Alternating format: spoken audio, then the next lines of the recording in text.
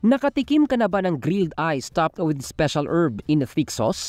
Kung hindi pa, abay makinig ka at nang masubukan mo. Ito ngayon ang kinababaliwan ng mga tao sa Nanxiang, Jiangxi Province sa China. Kaya kaliwat kanan ang mga street food stall na nagbibenta nito. Literal na isinisalang sa apoy ang naglalakihang ice cubes at pinapahira ng sauce at pagkatapos bubudburan ito ng spices, green chilies at sesame seeds. Voila! Mainit-init na malamig. Ayon sa mga local Chinese news reports, ang kakaibang street food ay nagsimula lamang sa biruan ngunit may ibang mga customer na sineryoso at nagustuhan. Kaya ang resulta, instant patok sa madlang insek na mabilis namang kumalat sa social media.